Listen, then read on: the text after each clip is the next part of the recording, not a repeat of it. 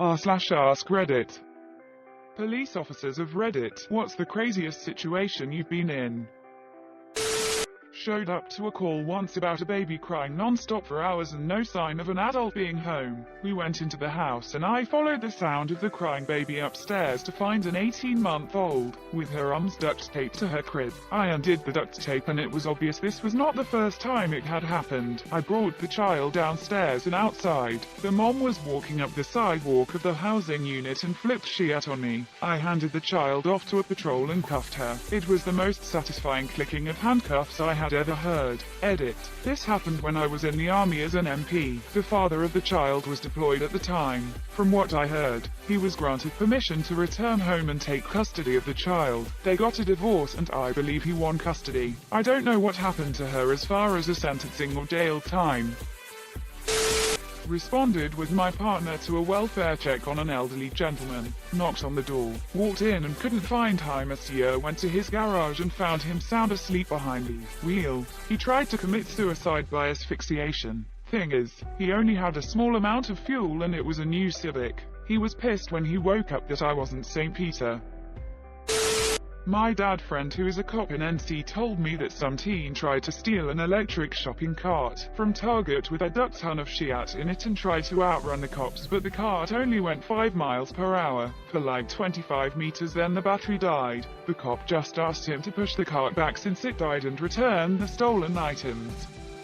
I have a funny story similar to this. I witnessed a lady throw the box of whatever toy gadget she'd stolen back at the officer, who then promptly picked it up and returned it to the store. Dad tells the story of a guy he knew who kept getting caught for writing bad checks. He was such a big guy he wouldn't fit in the police car, so they would just meet him at the magistrate office and write him tickets. I know, some trust. But a year or so after this kept happening, he got a call that there was a domestic dispute at the house. So they rush over there and he's got an axe in his hand sitting on the front porch all bloody. They approach and tell him to put the axe down, which he does, and proceeded to tell them that his wife is in the bathtub, or at least her head is. But guy was completely open and cooperative, didn't run or anything. Asked if he could meet him at the magistrate office and dad was like, yeah nah dog, you're gonna have to get in the car this time. Edit. Thanks for the award, kind stranger. Did they find out why he killed her? While serving in South Korea, my team was on patrol in the local drinking village when we heard someone drunkenly singing the US national anthem. Monsieur at a loss for where this individual was. We finally looked up and there he was, tightrope walking on the ledge of a building 3 stories up. This is when precision of language is of vital importance, especially when dealing with a drunk. The sergeant on scene said, "Hey, come down here," the drunkard said, "On my way," and proceeded to step off. Under the impression I was about to witness my first death. I was in shock. Through some bit of weird luck, science, he glanced the hood of a slightly misted DAU truck and slid down to the ground. We ran over to him and he said, "Hey guys, how's it going?" Quote, he had open fractures on both femurs and after some makeshift splinting and controlling bleeding, he was transported to the nearest hospital. Soju is a hell of a thing. Soju makes for great memories for the ones around you. I'm intrigued by Drinking Village. In my currently inebriated state, I choose to believe this is a village specifically for drinking, as opposed to one that isn't dry. Definitely the time that an older, mentally ill woman tried to burn her house down because she believed that was the only way to disarm the atom bomb in her attic. I got her to walk with me to my car and get in the back by telling her it was the only place she'd be safe. When I got in and started driving, she started yelling that I couldn't take her to jail because she hadn't done anything wrong. I calmly informed her that we were going to the hospital, which prompted even louder yelling of, "I'm not crazy." I replied, "I don't think you're crazy." She screamed, "Then why are you taking me to the hospital?" I told her, "Well, you were next to that atom bomb, right? We gotta get you checked for radiation poisoning." Her eyes got wide and she said, "Oh shit, I didn't think about that. You better hurry." Quote, edit, I can't believe with all the attention this got, no one pointed out that I had ABC's driving instead of and driving, swipe plus posting when tired is a dangerous combo. The best way to work with someone who is that unstable is to not tell them that they're wrong, so good job. First time my brother arrested someone was really funny. He and his training officer were working the graveyard shift and got a call for suspicious activity at a house. They arrive and the homeowner says there is someone sneaking around his house that shouldn't be there. So they start looking around with their flashlights. Grass is really overgrown in the backyard and my brother noticed one of those Fisher-Price kids' car, yellow and red plastic car, moving on its own. They found the guy, naked and high AF, trying to hide under the kid's toy and crawl away. Training officer says, well, he's yours, rookie. Had my brother cuff him. Guy didn't want to go to jail and put up a naked fight and take the guy to jail.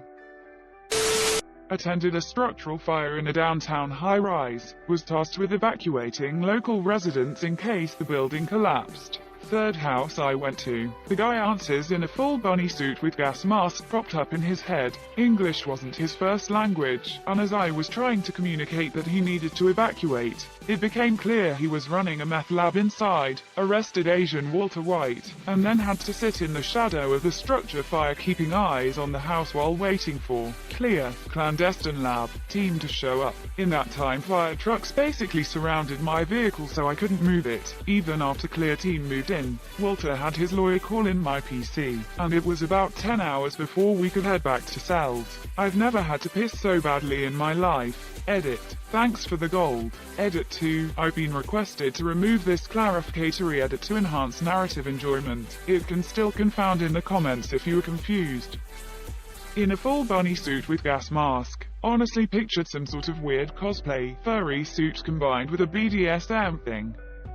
This is so bizarre that I'm simultaneously thinking, there's no way this is true, and real life is stranger than fiction, and what are the chances of making this up? Quote, validity aside, what protection would a bunny suit provide? A guy on a sports team I play in is a drug squad cop and told us the following story. They had staked out a meth lab house for a while and surveilled the house with pinhole cameras for some time. They'd noticed that the occupants were becoming increasingly erratic. Someone senior suggested it was due to them not replacing the filters in their protective masks. Anyway, at some stage they decide it's time to go in. So tactical enter and grab all the guys and clear the rooms, then a chemical team go in to make sure everything is safe. Eventually my mate and his team go in to collect evidence with a few young uniforms to help. The house is a bit of a shambles but nothing too unexpected, until one of the uniforms picks up a large rubber dildo and starts playing around with it in front of everybody. The senior then tells him, you know that while reviewing all the footage on this place we never saw any women entering or leaving this house, and why are you the only one not wearing gloves? Not changing the gas mask filters is just a fancy way to come to the conclusion they've been on the 2-week meth binge and now they're tweaking. Not a cop, but a cop friend of mine in Shea, Washington, D.C. He got a domestic disturbance call and arrived to a calm scene. The husband explained he and his wife had been arguing, and that she had gone over the top, but they were both fine now. The wife confirmed the story, but stated she didn't want the husband back in the house that night. My friend asked if the husband had a place to go, and he agreed to go to his mother's house for the night. The husband left. Then, my friend and his partner left soon after. About an hour later, they get a call back to the same house. When they get there, the husband is in the kitchen dead. The wife explains that right after the police left, her husband came back and resumed arguing with her. He got in her face and she stabbed in the neck with a chicken bone, hitting his carotid artery. A chicken bone? And what's going to happen to the wife? Jesus, would that be classified as self-defense or manslaughter?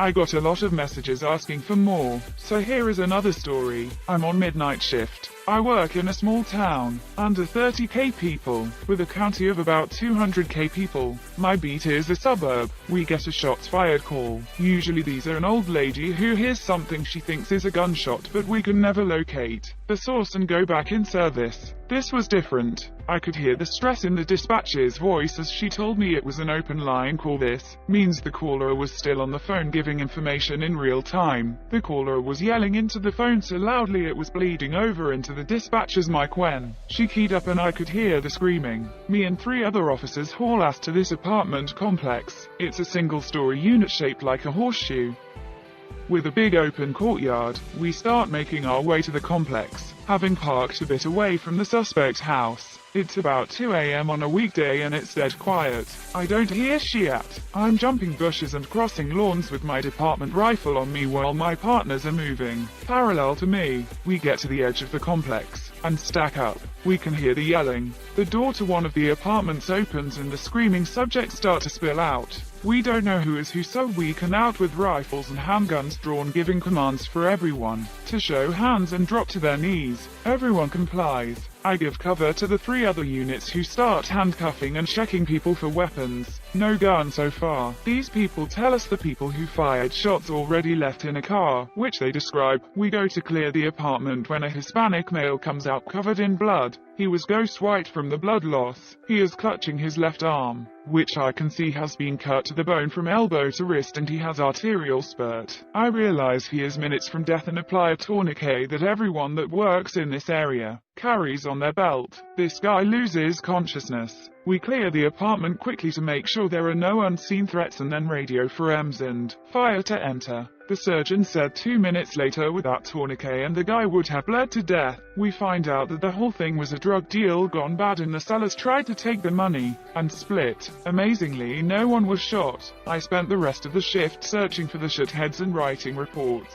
The suspects drove 1,800 miles to Oregon where they were arrested. Side note about adrenaline. It's awesome. You don't feel fatigue or pain sometimes. It can be addictive.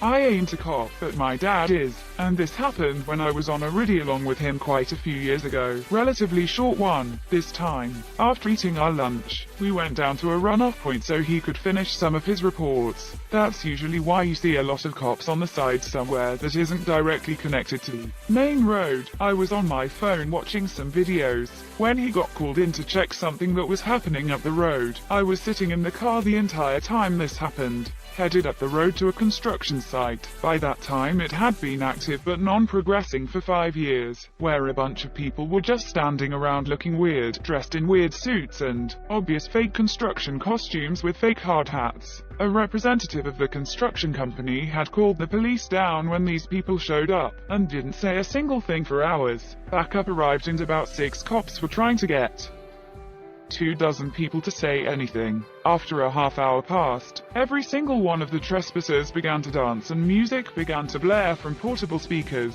It went on until the song ended, at which point one of the dancers stood up and said, "Danielle, Kyle has an important question for you." Everyone was motionless until the person who stood up started looking around and asked if either of those people were there. It took another 5 minutes before a threat of arresting everyone came to head and got the speaker to finally begin talking about what was going on. Turns out someone had hired a flash mob crew. They were a bigger thing back then, for a marriage proposal, but no one showed up. After all of that was done, my dad found out that the person who hired the flash mob did so to rob a jewelry store up the road, and assumed that the flash mob would draw all the police to the site, not having enough intelligence to realize a flash mob trespassing on a mostly empty machine-free yard wouldn't rank higher than an armed robbery of a jewelry store. The guy was clever in a yes, no kind of way. The idea was logical, but the execution and targets were absolute dogshit. He bragged about it, and was stupid enough to think that saying, "You can't prove the flash mob was me," when literally no one asked him about the flash mob. He was smart but also extremely dumb.